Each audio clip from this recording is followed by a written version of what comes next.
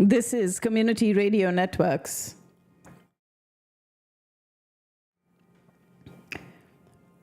It is the last day of July today. Wishing you all a lovely Wednesday. We have the world news coming up for you first, and that'll be followed by the financial news also.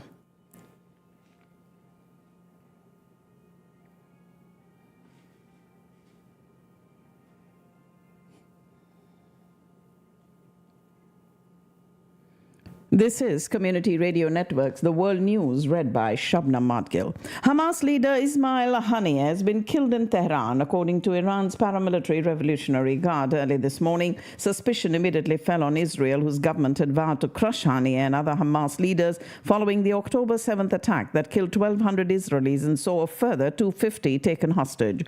Born in a Gaza refugee camp, Haniyeh was a key figure in Hamas, heading the group's political operations while living overseas and serving as a key interlocutor in hostage and ceasefire talks in Gaza. Hamas's political leader Ismail Haniyeh has been killed in the Iranian capital of Tehran, and his killing represents a significant blow to the militant group, eliminating this key figure who headed up its political operations while he lived overseas. According to Palestinian militant group and Iran's Revolutionary Guard, Hamas accusing Israel of assassinating Haniyeh and the strike on his residence following his participation in yesterday's inauguration of Iran's new president. The killing has deepened fears of an all-out war in the Middle East as Hamas continues to battle Israeli forces in Gaza and as tensions rise between Israel and Hezbollah. Carrying out this airstrike in Beirut, the capital city of Lebanon, has also killed a senior Hezbollah commander responsible for a weekend rocket attack that killed 12 children and teenagers in the Golan Heights. The target was Fuad Shukr, whom the IDF also refers to as Sayyid Mohsen, was Hezbollah's most senior military commander and head of its strategic units. At least another person was killed and dozens injured by this drone that fired 3 missiles. And a loud blast was heard and a plume of smoke was seen rising above the southern suburbs, a stronghold of Lebanese armed group Hezbollah. And Israel says its strike in Beirut killed Hezbollah's most senior military commander, who it blamed for a deadly attack on the Israeli-occupied Golan Heights. Hamas chief Ismail Haniyeh will be buried in Qatar following funeral prayers on Friday. A public and official funeral service will be held tomorrow in Tehran, where he was killed, and then the body will be transferred to the Qatari capital of Doha. Israel and Iranian regime-backed terrorist organization Hezbollah expected to go head-to-head in what the Jewish state's foreign minister Israel Katz termed an all-out war. Hamas's armed wing said the killing of its political leader takes the war with Israel to new levels. And the resistance group Hamas condemned Israel's targeting of the Hezbollah headquarters in the Lebanese capital of Beirut's southern suburbs, calling it a dangerous escalation for which Tel Aviv bears full responsibility for the consequences. Gaza Civil Defense Agency said that the Israeli operation in and around the territory's second city of Khan Yunis has killed about 300 people since it began last week, while the army claimed it had eliminated 150 terrorists. The health ministry in Gaza has declared the Palestinian territory a polio epidemic area, accusing Israel's military campaign of destroying health infrastructure, which it says led to the recurrence of the virus. A World Health Organization spokesperson has said it is very likely that polio has infected people in the Gaza Strip, and this would be a setback for global efforts to eradicate the disease. The UN Agency for Palestinian Refugees says its health centers and shelters in the enclave have already recorded nearly 40,000 hepatitis cases since Israel's bombardment on Gaza started. And it is Qatar condemning the assassination of Hamas's political bureau head Ismail Haniyeh, fearing that it will escalate chaos in the region and dim the prospect of peace.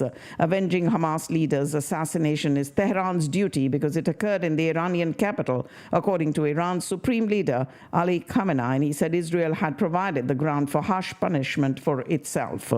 The local government in Nagasaki province declared it's not going to invite Israel to its annual conference to commemorate U.S. nuclear bombing of Japan. The mayor said they will not be invited to the 9th August annual peace ceremony. China condemned the assassination of the slain political chief of resistance group Hamas. Turkish President Recep Tayyip Erdogan condemned the assassination of Hamas political bureau chief in Tehran, and the German government has warned against a further escalation of the situation in the Middle East following this assassination. Russia condemning the killing of Hamas chief Ismail Haniyeh and calling on all parties to refrain from steps that could tip the Middle East into a major conflict.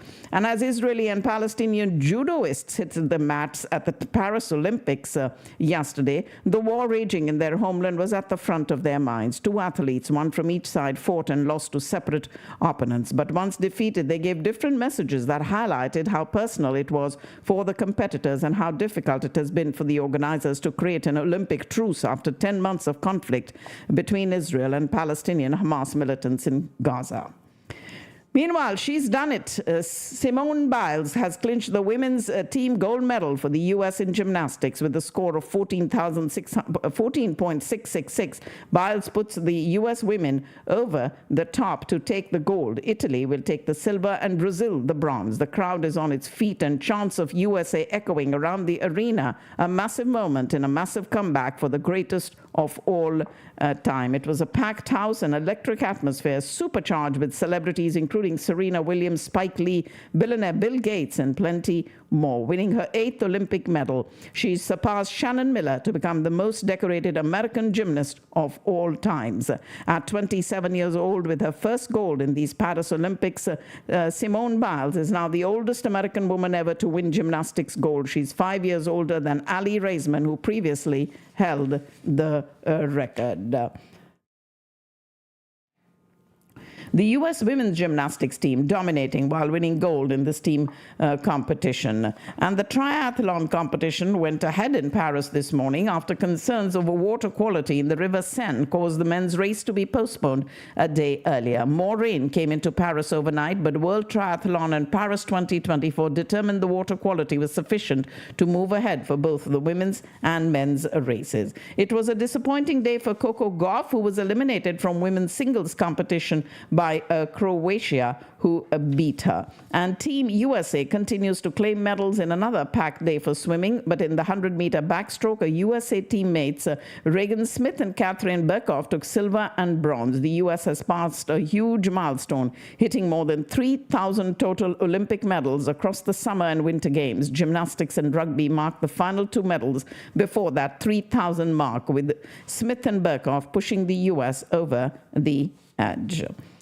President Joe Biden is prodding Congress to help him to do more to combat the scourge of fentanyl before he leaves office. The Democratic administration is making the new policy push as former President Trump steps up attacks against Vice President Kamala Harris, painting her as Biden's feckless lieutenant in the battle to slow the illegal drugs and undocumented immigrants coming into the U.S. from Mexico.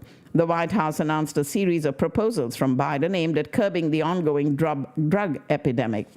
And Vice President Kamala Harris is embracing President Biden's call to revamp the Supreme Court. Like her boss, it's the first time she has ever endorsed structural changes to the court, but there are small signs that if elected president, she would prioritize the issue more forcefully than Biden ever has.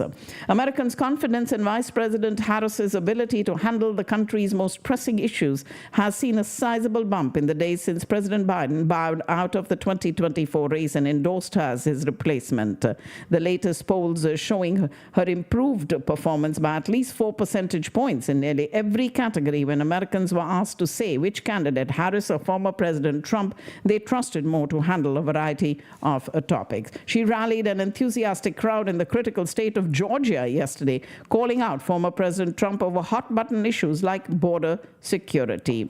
And she hit Trump over the border, vowing to get the bipartisan immigration legislation that was negotiated in the Senate signed into law if she is elected. She went on the offensive on immigration at her rally in Atlanta yesterday, attempting to counter former President Trump's attacks on that issue, touted her role as a California Attorney General who prosecuted transnational gangs, drug cartels, and human traffickers, and then blamed Trump for tanking the bipartisan immigration deal that included some of the toughest border security measures in recent history. Meanwhile, Meanwhile, the Trump team recently released 2 campaign ads taking direct aim at Harris's immigration portfolio and falsely casting her as President Joe Biden's border czar. Biden administration officials have repeatedly maintained that she focused on long-term fixes while the Department of Homeland Security remained responsible for overseeing border security. And the floating barrier in the Rio Grande, meanwhile, meant to discourage migrants from trying to cross from Mexico into Texas, can stay for now, according to a full federal appeals court ruling yesterday. The decision by the 5th U.S. Circuit Court of Appeals overturned a previous decision by a panel of the court, and the ruling is the latest development in a standoff between Texas and President Biden's administration over immigration on the state's 1,200-mile border with Mexico. As they seek effective attack lines against Vice President Harris, Republicans are focusing on her role in the Biden administration's border and immigration policies. And Kamala Harris is punching back at Donald Trump's border czar attacks. The former president moving his sights to Vice President Harris, the presumptive Democratic nominee, saying that he will probably end up debating her before November. Donald Trump speaks at the country's largest annual gathering of black journalists today, an effort to bolster the Republican presidential candidate standing that has divided the group's members. His first ever appearance at the National Association of Black Journalists annual convention in Chicago comes a week after the 2024 election was shaken up by President Biden's decision to drop out. And Carrie Lake, the far-right firebrand and favorite of Donald Trump, has won Arizona's Republican Senate primary. The White House's executive chef has retired after nearly 3 decades of making meals and cooking up state dinners for 5 different presidents and their families. Chris Comerford is the first woman to hold the job and is also the first person of color to be executive chef. Her last day was Friday. First Lady Jill Biden thanked her for her service in a statement. And she, the 61-year-old, sharpened her culinary skills while working at hotels in Chicago and restaurants in Washington before the White House brought her on in 1995 as an assistant chef. She's a naturalized U.S. citizen and a native of the Philippines, was named executive chef in 2005. A tropical cyclone has a 60% chance of developing this week, according to the National Hurricane Center, and if sustained, winds reaching 39 miles per hour right now could become Tropical Storm Debbie, the 4th named storm of the 2024 Atlantic hurricane season. At least 6 people have died in the protests against President Nicolas Maduro's controversial re-election in Venezuela. It is more protests expected a day after the National Electoral Council officially declared Maduro, who has been in power since 2013, the winner of Sunday's presidential election. The opposition accuses the government of electoral fraud and claims victory for its candidate Edmundo González Urrutia. The U.S., the European Union, and the Organization of American States and several Latin American countries have expressed doubts about the official election results. Venezuela tense as incumbent President Maduro and the country's main opposition coalition both claiming that they had won Sunday's presidential election. Thousands of demonstrators gathered in Caracas yesterday to protest against President Nicolas Maduro's disputed victory in Venezuela's presidential election.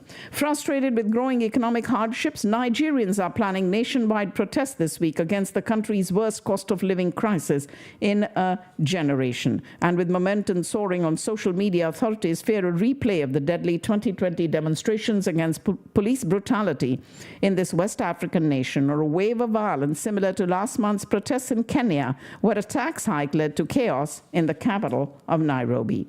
Sudan's military leader, General Abdel Fattah al-Burhan, has survived an assassination attempt. Nabil Abdullah blaming the paramilitary rapid support forces, which the army has been battling for the last 16 months, for control of the country.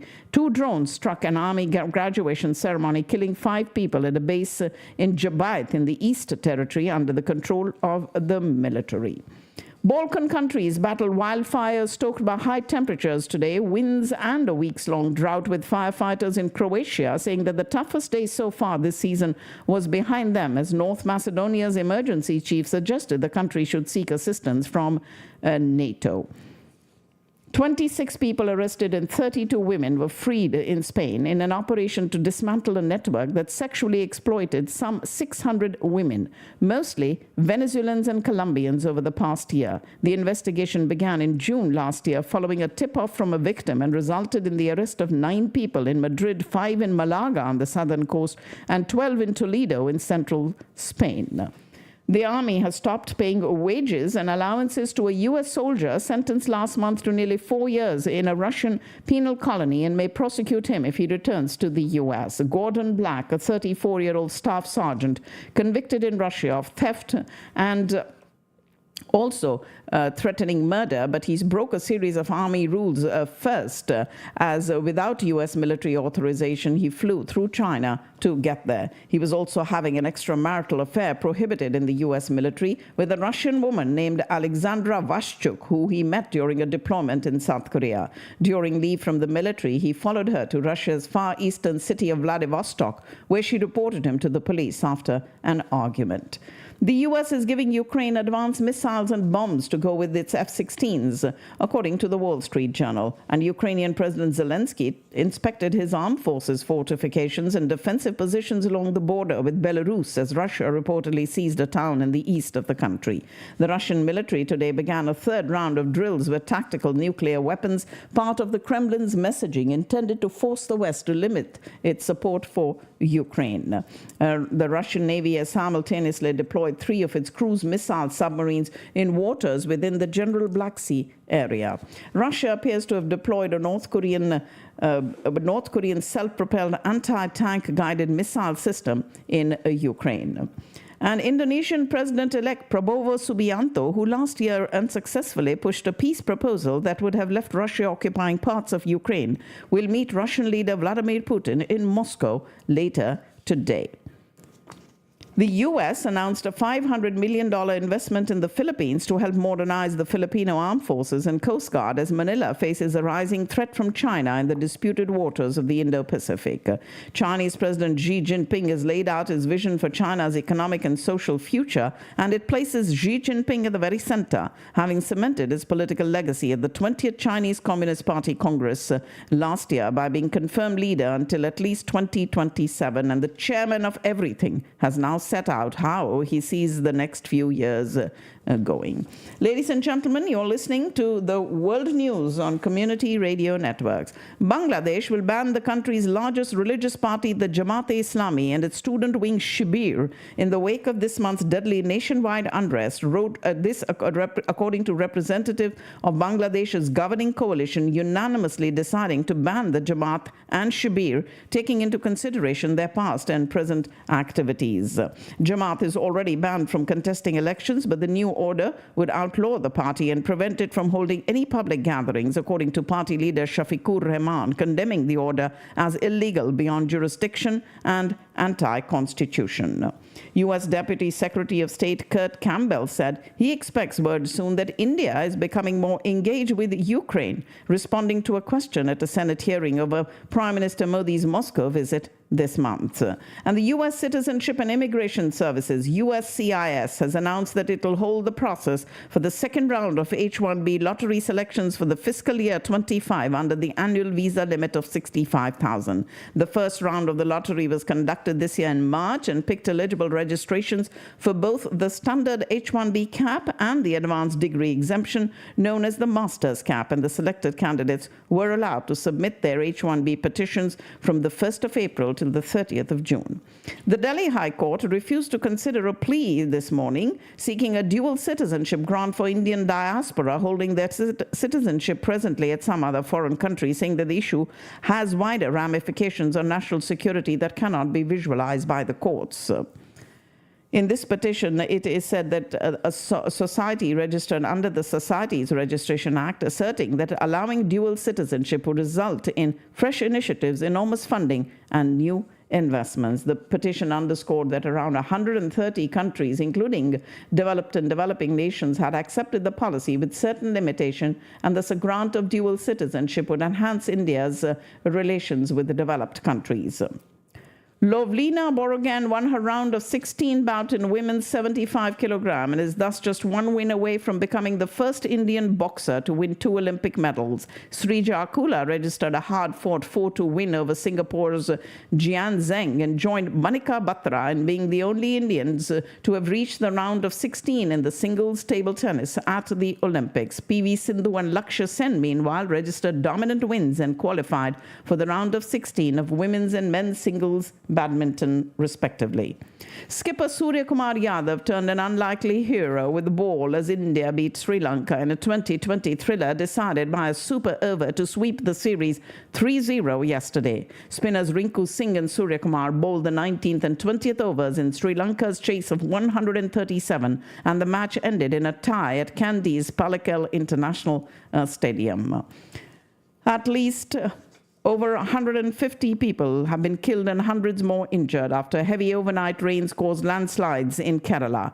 Hundreds of disaster relief workers and military personnel conducting rescue efforts amid continued downpours, and over 3,000 people had been evacuated to safety. Relentless downpours and howling winds hampered today's search for survivors of the landslides that struck Indian tea plantations and killed at least 150 people, most believed to be laborers and their families. The Indian Army said it rescued 1,000 people and has begun the process of constructing an alternate bridge after the main bridge linking the worst affected area to the nearest town was destroyed. Union Home Minister Amit Shah said the centre had given an early warning to the Kerala government about heavy rainfall and landslides on the 23rd of this month, and said that the warnings continued for another 3 days, and on July 26 it was told that there would be a heavy downpour of more than 20 centimeters which can trigger landslides and slush, risking people's safety. It is Kerala's Chief Minister, Pinari Vijayan, who said that the rescue operations in Wayanad were underway at full scale in landslide-affected areas. 191 people still missing, and rescue workers making efforts to evacuate as many as they can. The opposition leaders in the Rajya Sabha slammed the centre for a failed early warning system for floods in Kerala's Wayanad, even as many expressed concern over the incident that struck the southern Indian state. The Indian Meteorological Department has issued an orange alert for Kerala, forecasting more rains, heavy to very heavy rainfall likely to occur at isolated places in Kerala till tomorrow. And a red alert warning has also been issued for coastal and south interior regions of Karnataka. Over the next 5 days, the state will witness widespread light to moderate rainfall over other areas, and the district administration in Dakshin Kannada has issued public advisories urging people to avoid low-lying areas and stay away from water bodies. The national capital of Delhi likely to receive heavy rainfall, expected to bring relief from the sultry heat in the city. Lok Sabha was adjourned today after opposition members created a ruckus in the House demanding caste census and protesting former Union Minister Anurag Thakur's controversial remark with the previous day. He had attacked the opposition, saying that people whose caste is unknown were talking about the caste census. Leader of the opposition, Rahul Gandhi, who promised a caste census if the India group comes to power, reacted saying, "Whoever talks and fights will face such abuses, and I gladly accept such abuse." The opposition members continued their protests today, trooping into the well of the House, raising slogans and holding placards. BJP MP Anurag Thakur's controversial remark about leader of the opposition Rahul Gandhi's caste has triggered a political slugfest, with the Congress party claiming that Prime Minister Modi encouraged a serious breach of parliamentary privilege by sharing this on his social media. And Congress MP Charanjit Singh Channi today submitted a notice to Lok Sabha Speaker Om Birla to move a privilege motion against Prime Minister Modi for allegedly amplifying Thakur's objectionable remarks that were expunged from the proceedings of the House.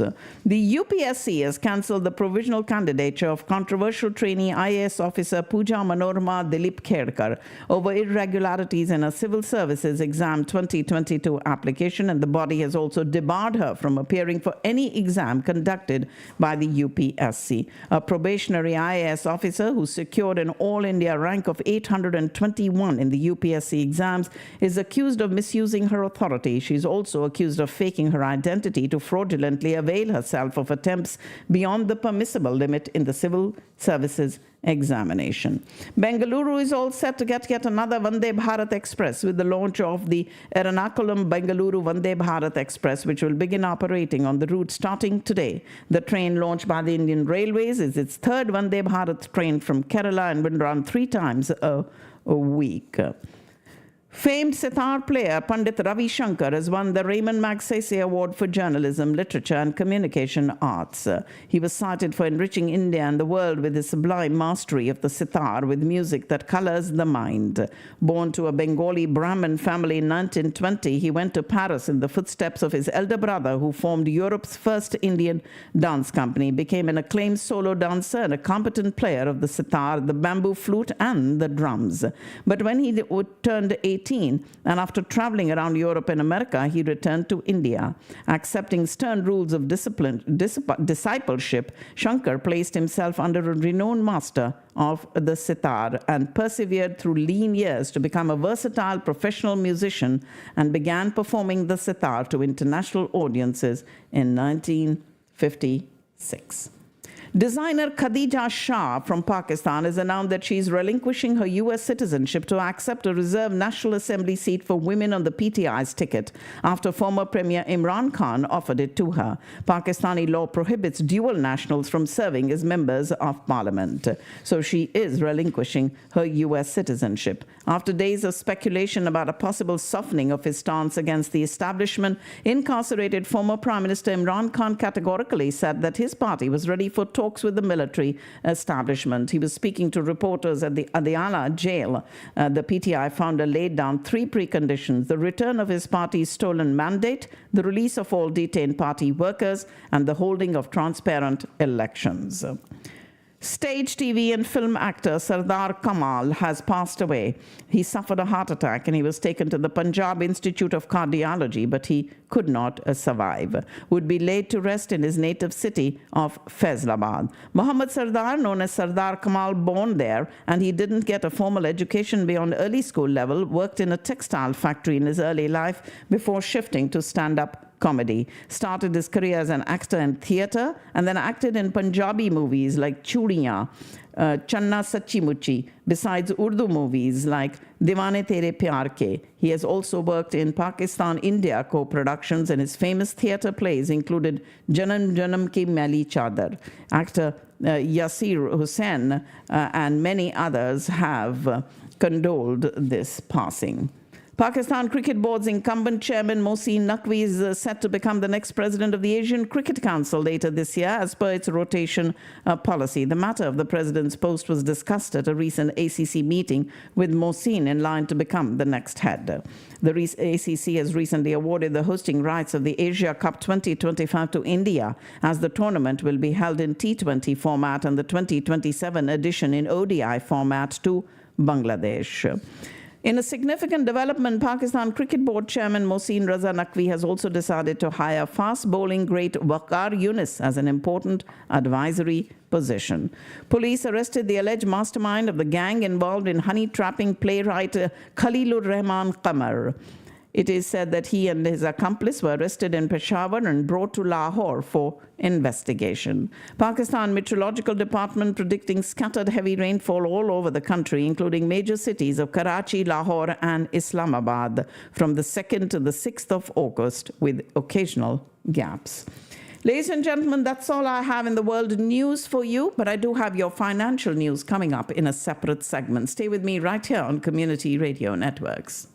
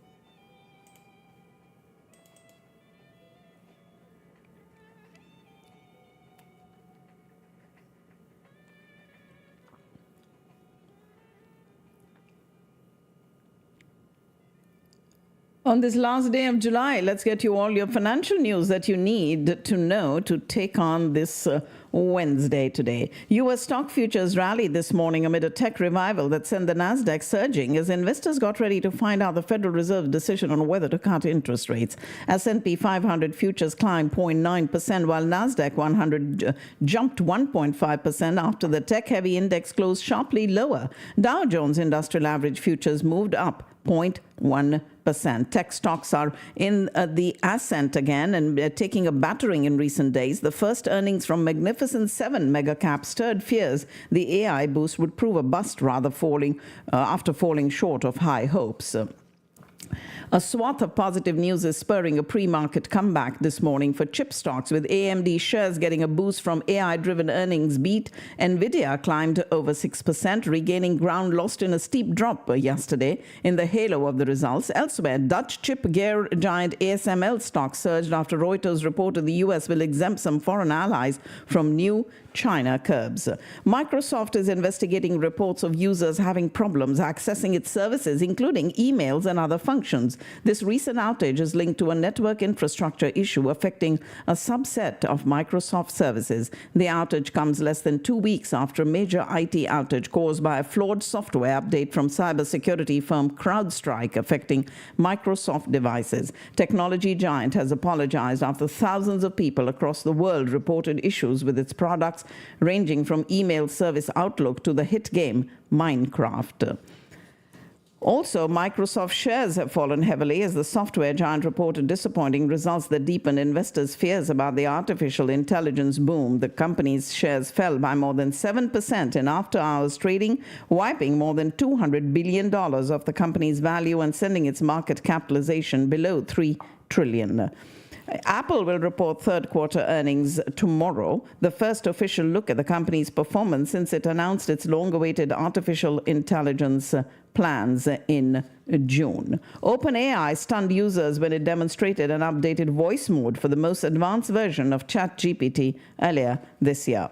Meta Platforms Inc. has agreed to a $1.4 billion settlement with the state of Texas over its use of facial recognition technology, marking the largest privacy-related payment to a single state. The lawsuit, filed in 2022, accused Meta of violating Texas privacy laws by collecting and storing biometric data without proper user consent. And the case centered on Facebook's tag suggestions feature, which used billions of biometric identifiers contained in uploaded photos and videos on Facebook without customers' consent. The state's biometric privacy law, which allows damages of up to $25,000 per violation, prohibits companies from capturing biometric identifiers without informing users and obtaining their consent. And this news comes as the state continues to press a separate biometric data lawsuit against Alphabet. A faulty software update from CrowdStrike that caused a global tech outage affecting millions of Windows devices and disrupting critical business services.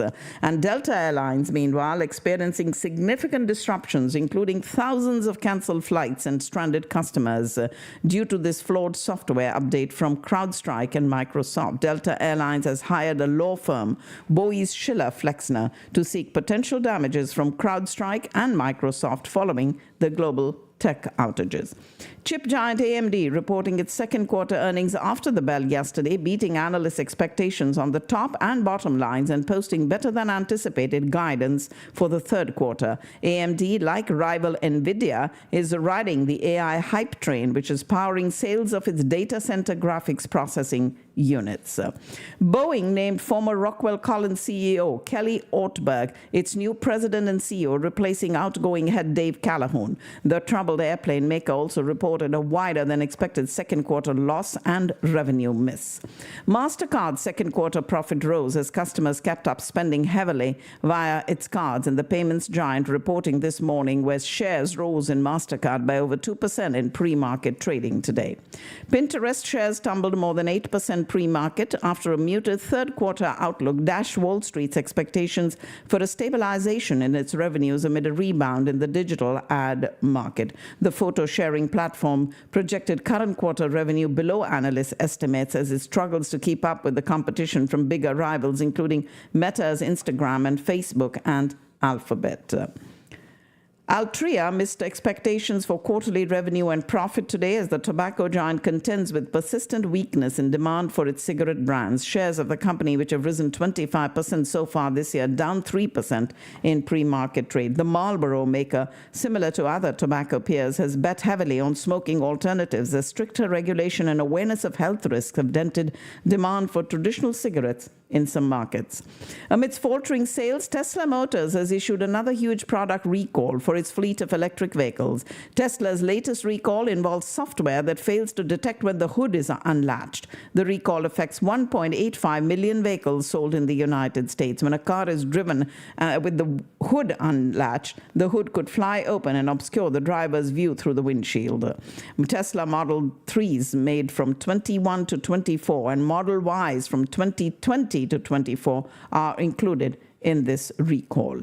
Americans in 2024 embracing smaller vehicles. That revelation came from a report that shows sales of small cars are on the rise while larger cars are seeing a decline. Compact car sales up 18% over last year, and subcompact crossover utilities have increased over 20%. Those gains have fueled an overall 2% increase in the U.S. in vehicle sales.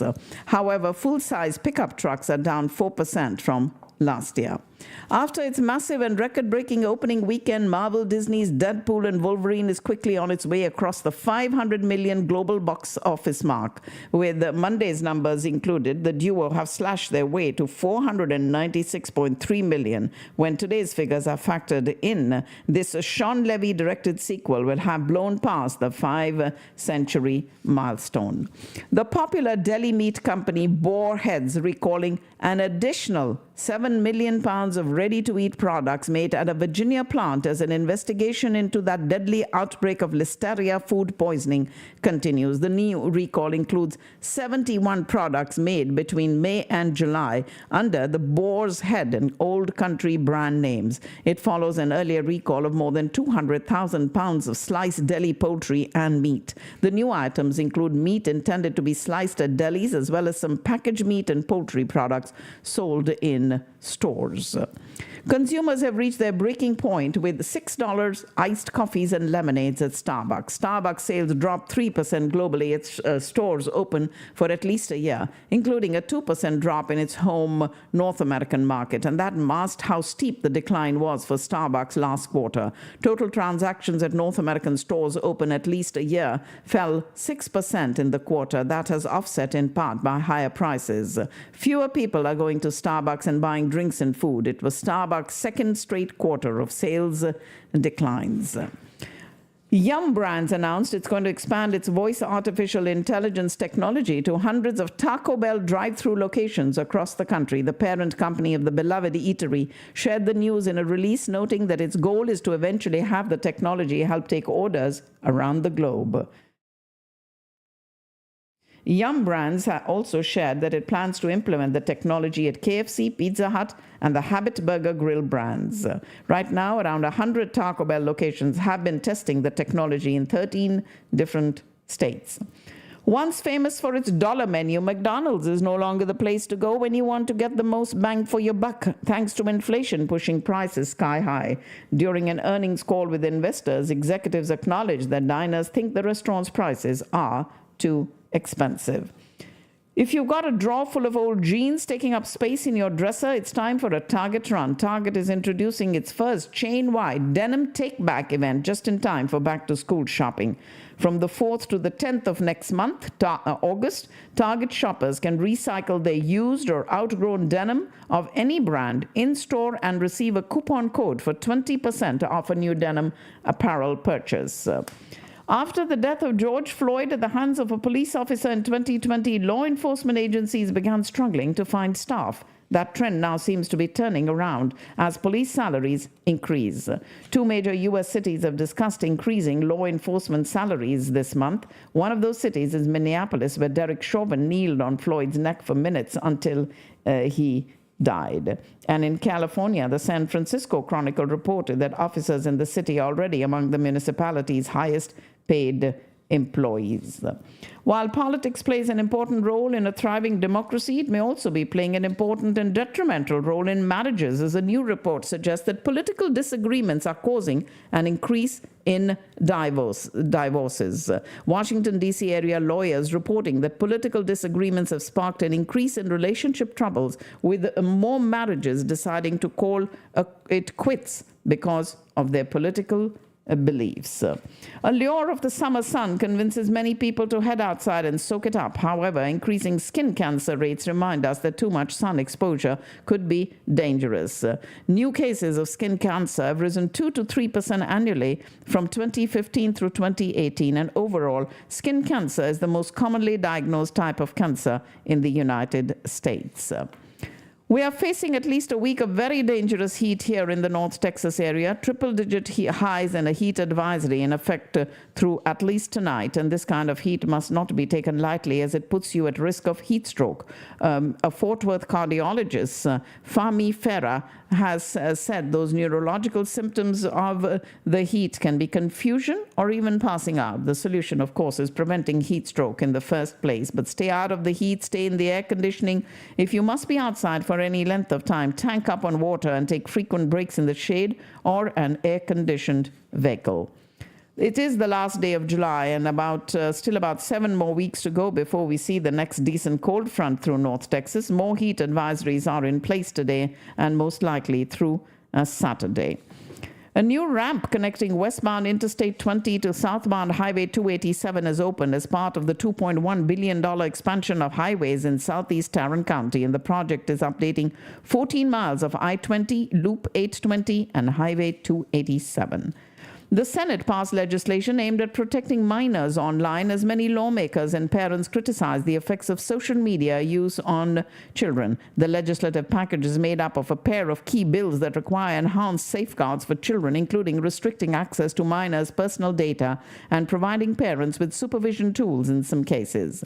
UN member states met seeking to finalize an international treaty on the fight against cybercrime, a text strongly opposed by an unlikely alliance of human rights groups and big technology companies. The United Nations Convention Against Cybercrime, that originated in 2017 when Russian diplomats sent the world body's Secretary General a letter outlining the initiative. 2 years later, and despite US and European opposition, the General Assembly created an intergovernmental committee tasked with drawing up such a treaty. And now the draft text will finally come up for a vote by member states at the end of a 2-week session.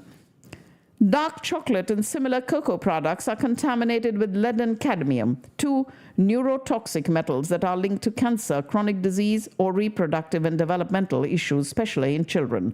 As natural elements in the Earth's crust, lead, cadmium, and other heavy metals are in the soil in which crops are grown and thus can't be avoided. Some crop fields and regions, however, contain more toxic levels than others, partly due to the overuse of metal-containing fertilizers and ongoing industrial pollution. However, despite growing on land with fewer pesticides and other contaminants, organic versions of dark chocolate had some of the highest levels. Dark chocolate is known for being rich in plant nutrients called flavonoids and antioxidants and beneficial minerals, and has been linked to improved cardiovascular health, cognitive performance, and less chronic inflammation. And the research team examined pure dark chocolate products as they contain the highest amount of cacao and the raw, unprocessed part of the cacao bean. Candies or baking chocolates with other ingredients were eliminated. So your favorite candies may be contaminated with lead and other heavy metals known to cause long-term health problems. A new study found dozens of popular chocolates made in the US and Europe contain more heavy metals than the limit set by a California law. The 1986 California law, Proposition 65, requires businesses to inform state residents about these products containing the toxic substances.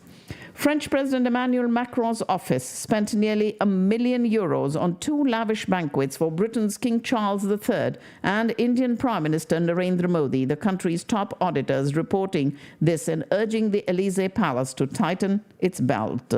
They keep an eye on state budgets, lamented this sharp rise in presidential spending last year. A significant slice of that overspend went on this glittering dinner at the Palace of Versailles for the British monarch monarch in September, and an equally starry Bastille Day banquet in honor of Prime Minister Modi at the Louvre State Museum. The Versailles banquet, where King Charles and guests including Mick Jagger dined on a menu including blue lobster inspired by the decadent tastes of the Sun King Louis XIV, cost 475,000 euros, and the Modi meal, which was topped by Macron giving him a personal tour of the Louvre's masterpieces, was only slightly expensive at 412, slightly less expensive at 412 euros. Pernod Ricard is building a malt spirit distillery in India as part of a $216 million investment in the region. This month, the Maharashtra state government and Pernod Ricard India signed a memorandum of understanding for this distillery in the industrial suburb of Butibori in Nagpur, expected to take at least 3 years to complete, and will produce Pernod Ricard's Indian whiskey brands, such as its Longitude 77 range. While details of the distillery are light, Pernod Ricard claimed it will be one of the largest distilleries in India with a daily capacity of 60,000 liters of malt spirit.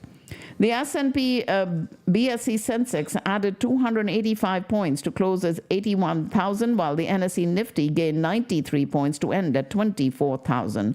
Gold prices increased by about 1% as investors reacted to potential signals from the U.S. Federal Reserve about interest rate cuts. The Federal Reserve is expected to complete a 2-day policy meeting today. Although an immediate rate cut is not expected, there is speculation that the Fed might hint at potential reductions as early as September. In India, the second largest gold consumer globally, gold demand has fallen by 5% last quarter compared to the previous year. Despite this, global gold prices are near record highs, supported by increased demand in India. The World Gold Council predicts a rise in consumption in the latter part of this year, thanks to a recent reduction in import taxes and favorable monsoon. The import duty on gold was recently cut from 15% to 6%, which is expected to boost retail demand and lower smuggling. Gold and silver prices have surged after news of Israel's assault on Lebanon, and this has pushed gold prices above $2,400 and silver above $28 in global markets. Ola Electric IPO is this year's biggest D Street debut, and it is Baiju reaching that settlement with BCCI over the pending dues and the U.S. Fed meeting verdict today, where it is likely to view the balance of risks between controlling inflation and supporting employment as roughly equal. Suzlon Energy stock has climbed nearly 4% to reach $70.90 on the Bombay Stock Exchange, and the stock is up over 11% in the past 5 trading days. Air India may form a separate cargo entity to expand its market share. The move is part of the Tata-owned airline strategy to capitalize on the expanding air cargo market, driven by a strong economy and increasing trade activities. Adani Energy Solutions has launched its 6,000 crore QIP, set the floor price for it at 1,027 rupees per share, and investors will be allowed a maximum discount of 5% on this floor price. It is Maruti Suzuki's results where the net profit has jumped 47% to 3,650 crore rupees. Ola Electric's IPO, where the analysts are viewing a loss, making the firm's valuations and EV outlook lower, and Z has posted a profit in the first quarter. Subscription revenue has grown and the stock has jumped 5%. Residents of the state of Sikkim are on a special status, and meanwhile Microsoft Cloud AI demands are up, and queues for TCS, Infosys, HCL Technology, Wipro, Tech Mahindra, all these along with it. UPSC has cancelled the Pooja Khadikar's provisional candidature banned from future exams, as we talked about it in the world news, and BCCI tells NCLAG that it has reached that settlement with Baiju. Bharat Electronics shares slipped 7% from their record high levels. And ladies and gentlemen, we have news from Pakistan's Financial Point, where the Senate Standing Committee on Overseas Pakistanis was informed about deplorable standards of Pakistani workforce, mainly in the Gulf region, that has led to the shifting of preferences by Gulf employers to hire workforce from other regional countries such as Bangladesh instead of Pakistan. The Senate committee stressed that the government was ignoring the potentials available in this sector. 50% of the crime rate among the UAE labor force is reportedly attributed to Pakistanis. And the country witnessed the highest ever outflow of profit and dividends by foreign investors in financial year 24 since financial year 18, as the State Bank of Pakistan had to clear the backlog under pressure from the International Monetary Fund, China, and others. A day after Fitch upgraded Standard & Poor's yesterday, keeping Pakistan's rating unchanged with a stable outlook for the current fiscal year, citing heavy dependence on foreign assistance for debt obligations, an elevated rate of inflation, and political risks to the economic situation and structural reforms. Amid a fresh push for 5 rupees 45 paise per unit additional fuel cost adjustment for Karachiites in 2 months, the NEPRA came under criticism from political and business circles of the country's commercial and industrial capital. And the Federal Board of Revenue has notified various penalties for non-compliant taxpayers through Income Tax Circular number 01 of 24-25 and announced in the budget of 24-25. Ladies and gentlemen, that's all I have in your financial news for you today. For those of you who'd like to reach me directly, my number is 214-675-1754. And that's my show for today on this last day of July.